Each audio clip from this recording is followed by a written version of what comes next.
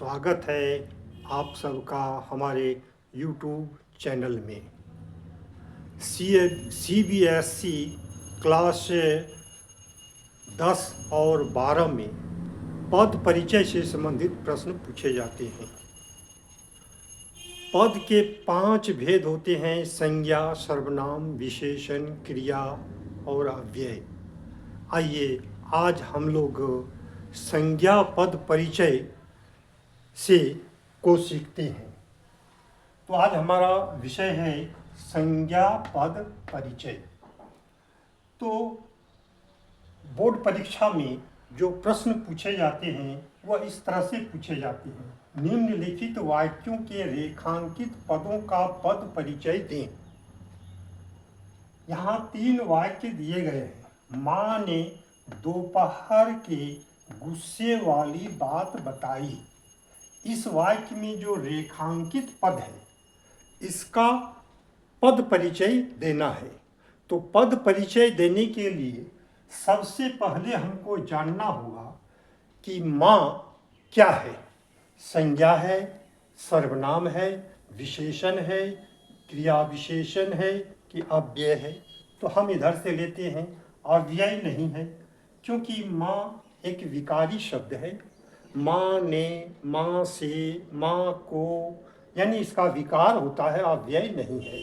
क्रिया भी नहीं है जिससे करने का बोध हो। विशेषण भी नहीं है, किसी की विशेषता नहीं बता रहा है माँ शब्द। सर्वनाम भी नहीं है, मैं, तुम, हम, आप नहीं है। संज्ञा है। तो माँ क्या है? ये संज्ञा पद है। तो यहाँ पद में हम लिखे ये संज्ञा है, संज्ञा है। अब संज्ञा के जो है 4 बिंदु पर हम इसका पद परिचय देते हैं। यानी संज्ञा है हम जान गए, यानी किस प्रकार का संज्ञा है। तो संज्ञा प्रधानतः 3 प्रकार के होते हैं: व्यक्तिवाचक संज्ञा, जातिवाचक संज्ञा और भाववाचक संज्ञा।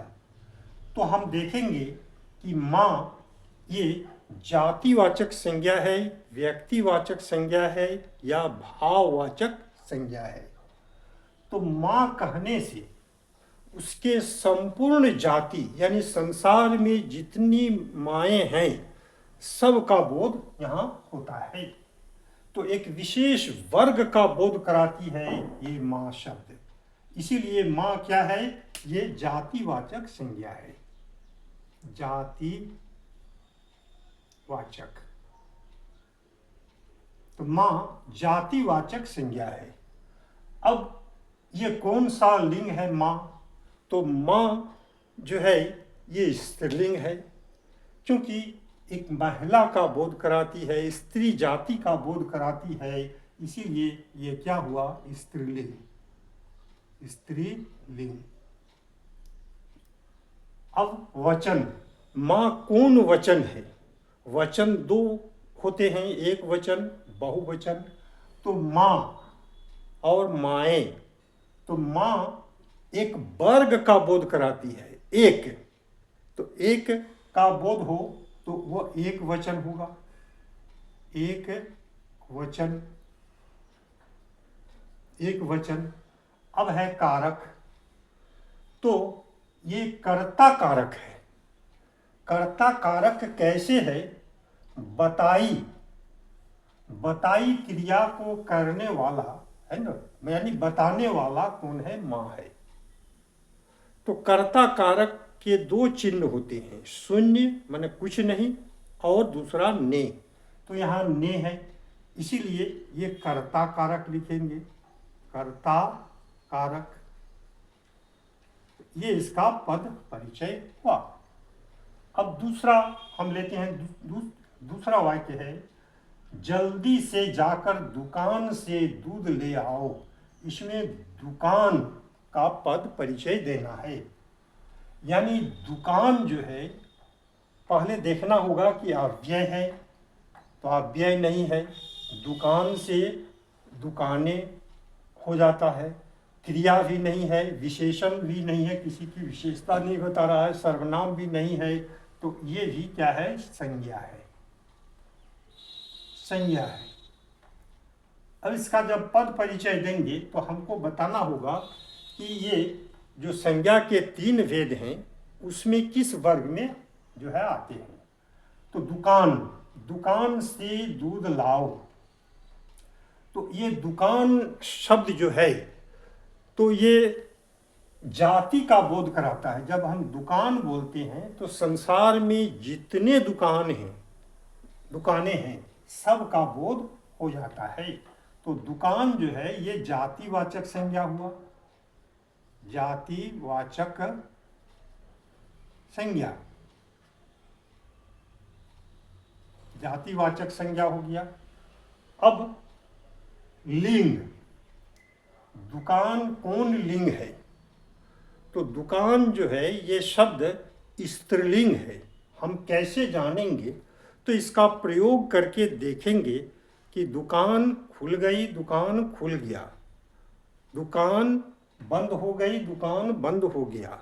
तो ये दुकान जो है ये स्त्रीलिंग है, स्त्रीलिंग। अब है वचन, या एक वचन है कि बहुवचन है। तो एक का बोध हो तो दुकान से एक वर्ग का बोध होता है। तो ये एक वचन हो गया, एक वचन। कारक, अब कारक ये कौन सा कारक है? तो कारक हम कैसे जानेंगे? तो कारक में हम लोग पढ़ चुके हैं, यहाँ जो है से हम पहचानेंगे।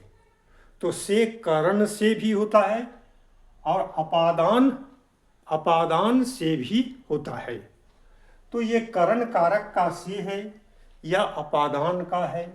तो करण जो होता है वो साधन के रूप में से का प्रयोग होता है। तो यहाँ साधन का बोध नहीं हो रहा। जैसे चाकू से फल काटो, तो यहाँ से जो है चाकू से यानी चाकू साधन है। तो दुकान से यहाँ अलगाव का बोध हो रहा है। तो दुकान से दूध लाओ, तो दुकान और दूध दोनों में अलगाव हो जाता है, यानी दूरी हो जाता है, दूरी हो जाती है।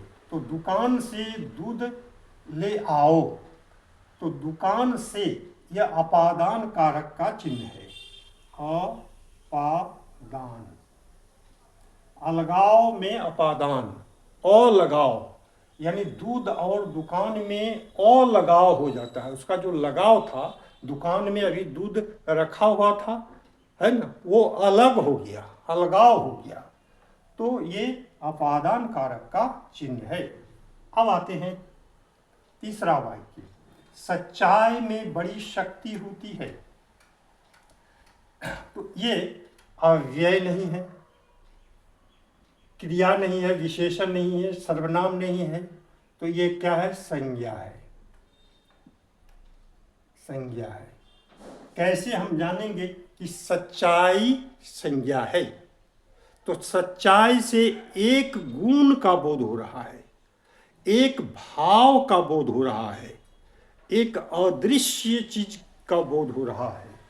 तो सच्चाई जो है ये संज्ञा है और भाववाचक संज्ञा है, भाववाचक, क्योंकि ये भाव का बोध करा रहा है।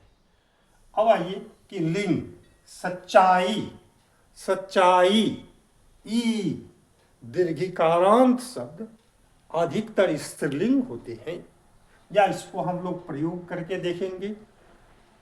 तुम्हारी सच्चाई से मैं वाकिफ हूं, तो तुम्हारी यानी ये स्त्रीलिंग हो गया, स्त्रीलिंग। अब है वचन, तो एक वचन है कि बहुवचन है।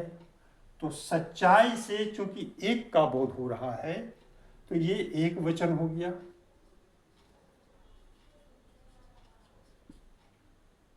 कारक, कारक ये कौन सा कारक है?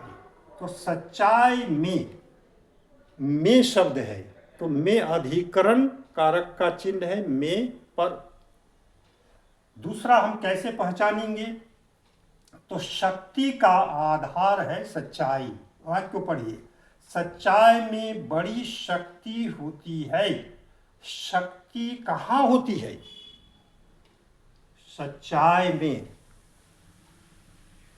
तो ये सच्चाई जो है आधार है किसका? शक्ति का। तो यहाँ जो है ये अधिकरण कारक का चिन्ह होता है में और पर, जो आधार को व्यक्त करता है। जैसे टेबल पर पेन रखी हुई है, कलम रखी हुई है, तो पेन का आधार क्या है? टेबल है। तो यहाँ हम देखते हैं कि शक्ति का आधार क्या है? सच्चाई। तो बहुत ऐसे हैं जिसमें इसको जो है कर्ता कारक मान लिया गया है, लेकिन वो गलत है। असल में ये अपादान कारक है। तो कारक हो गया अपादान।